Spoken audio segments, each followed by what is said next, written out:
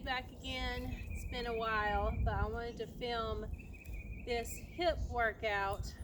I filmed it once before. I wanted to redo it for you. It's a good supplement for running. So if you have any kind of hip, knee, back pain, this is a good exercise. We're going to strengthen the glutes as well as stretch the hips at the same time. So let's get going.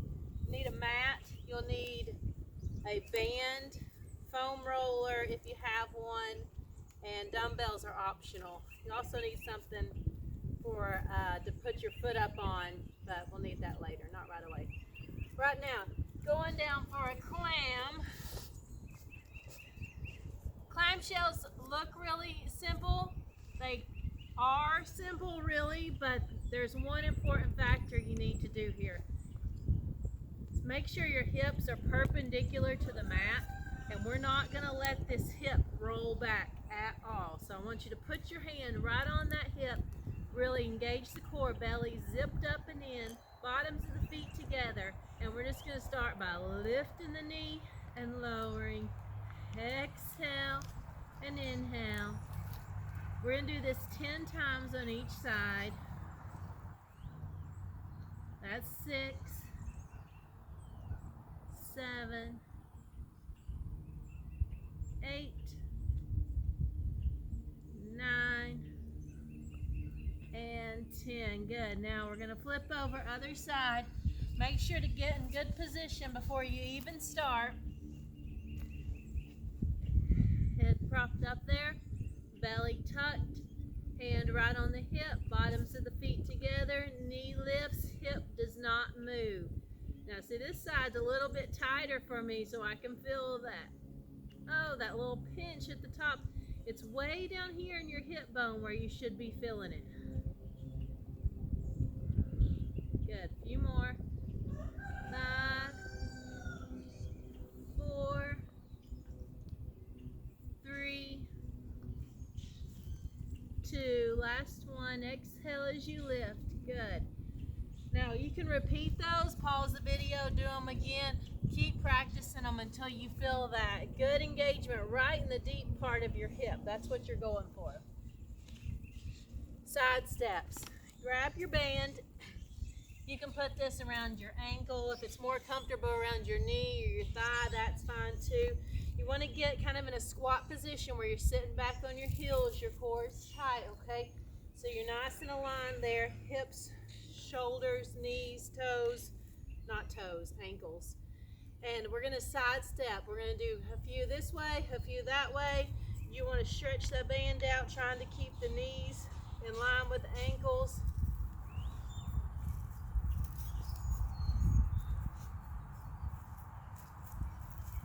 And you can do just as many as your space allows, okay? If you want to do 10 one way, 10 the other.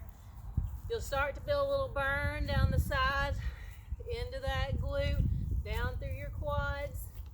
That's what we're trying to do. We're just trying to do anything to engage the glutes and open the hip a little bit. Because when you're running, a lot of that forward back movement, this is a good supplement to make sure we're using all the muscles. Good.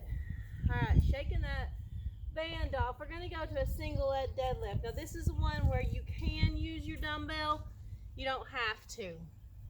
You can use a chair on this one, but you don't have to. I'll show you some options, okay? So this would be kind of a beginner. You're going to have a kickstand, belly tight, shoulders back, chest lifted and open, and that belly zipped up. And you can hinge forward here, just tracing the leg down till that weight comes right below the knee, and then exhale up, okay? If you can, lift the leg and let that be a fluid motion down and up. A lot of balance there. Another option is to use your chair. Inhale down, exhale up. Okay, so we're going to do 10 on each side. So find wherever you want to be. I'm going to go for this one, even though it is hard to balance, especially my ground's a little bit uneven. But here we go. Inhale and exhale. Shoulders back, chest lifted. 2. And it's all right if you are struggling with the balance, because that's just those stability muscles kicking in. So don't be discouraged. And also focus on this good squeeze at the top. 7, 8. Also another good pointer is to focus out. Find a spot about 6 feet or more in front of you and fix your eyes. That helps keep your head in line with your spine. Let's do the other side. Same thing. Find your balance, shoulders back, chest lifted, core tight. Inhale and exhale. Notice I'm going slow and controlled, not rushing the move. Notice the dumbbell is staying close to my leg.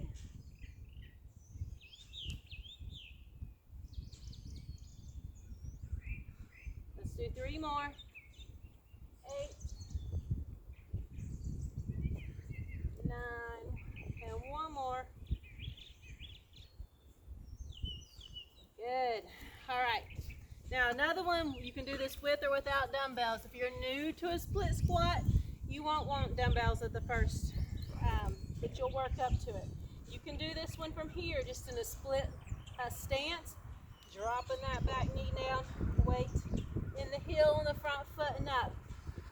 Or take it up here. This is where I really like it. If you can get your foot on a step, you can have your toes there or there. What we want to definitely make sure that you have a wide enough stance where when you go down, this knee does not cross the toe. Knee stays back and you exhale up. So it's inhale and exhale. And again, squeezing at the top, belly zipped.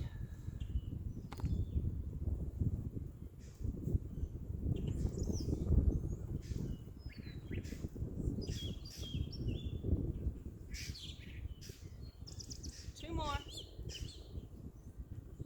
And last one. Good. Switching sides. Matching up those feet in the front.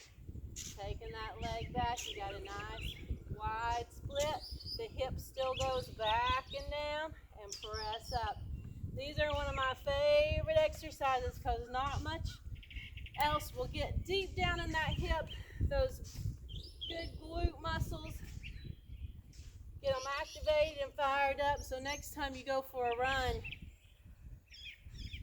and you think activate your glutes, which runners are here sometimes to be like, I don't even know how to do that. This really helps you find that glute muscle.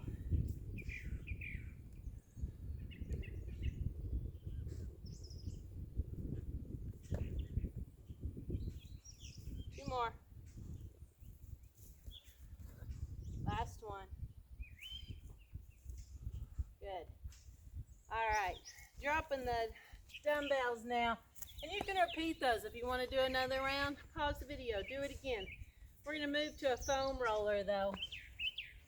If you've ever had any sciatic pain, anything like this, this is good. Tucking that core. Sitting on the foam roller, cross one ankle over, and you can roll nice right over that hip bone. You'll feel the little bump where all those tendons and ligaments are going.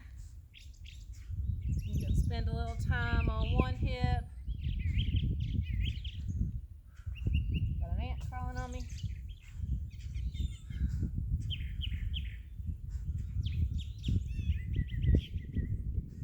Over to the other hip. And again, take your time with these. Pause the video whenever you need. Especially if you find a good tender spot, a little speed bump, where you really need to work it out a little bit more.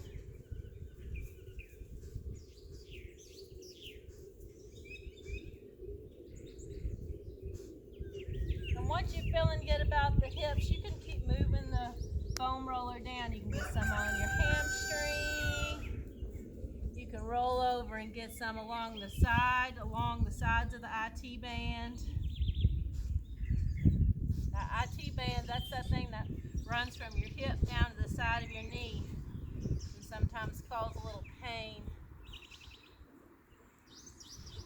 really comes back to tight hamstrings and tight hip flexors.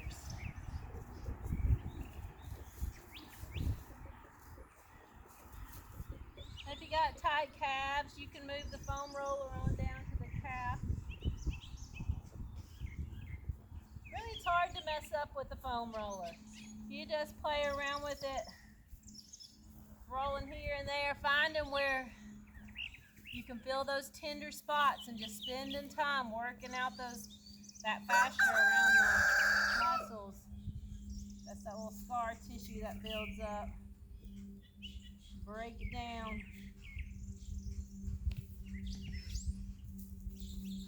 And I'm not taking a whole lot of time on these. You take longer, take as long as you need. I'm just showing you the ins and outs here. And another thing you can foam roll, that rooster is loud, is it's harder to do with one of these, but if you have like a lacrosse ball is what they recommend a lot of times, or a tennis ball, and you can really dig into your hip and you can lay forward with that there and just getting a good hip stretch, which this one does work pretty well. Just rolling out the hip flexor. And then you can roll on down to the quad too. And that does feel pretty good if you take it down a little bit lower. Rolling. Oh yeah.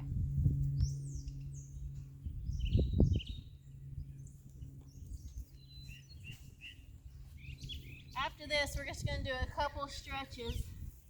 Some of my favorite, especially for working out any hip troubles that come from running. So if you want to go ahead and put that foam roller to the side, right here, the figure 4 stretch. Always keep the core engaged. Crossing the ankle over the knee. Now reach behind your thigh. You can just relax your head and shoulders down and pull that knee in towards your chest. And you can hold this. Sometimes I like to rock back and forth, get a little lower back massage and increase that hip stretch just a little bit. And just breathe in here.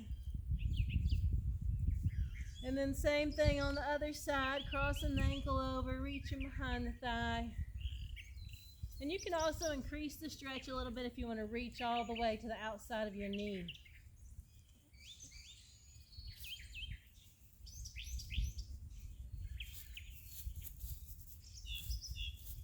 And then, that's one of my favorite stretches. Another one is just going into your cobra right here. So if your hands are right under your shoulders and you lift the chest, shoulders down, neck long. Right here is good, but then you add this little C curve in the spine and you can feel that all down your side into your hip. And then you inhale back to the center and you exhale other side. Just be careful on this one if you do have any lower backs, because sometimes you may want to just keep it to your elbows or keep it a little bit lower to the ground. Only take that press up as far as you're comfortable with the low back. And then the last one's the frogger, which your knees come out wide to the mat.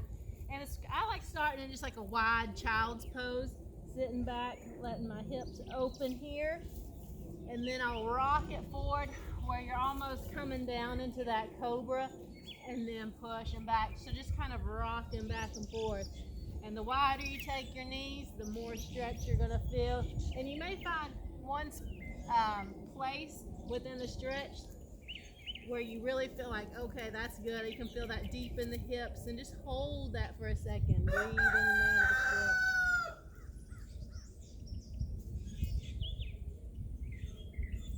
Good. And then just bringing it here, and you can finish with a nice child's pose and just let it all relax. And this is a series that you can just repeat. You can start the video over right now and do it all again. And this is also something you could do on the same days that you run, before or after. You could alternate days to do this exercise with your run. It's just a good supplement. So that's all for now.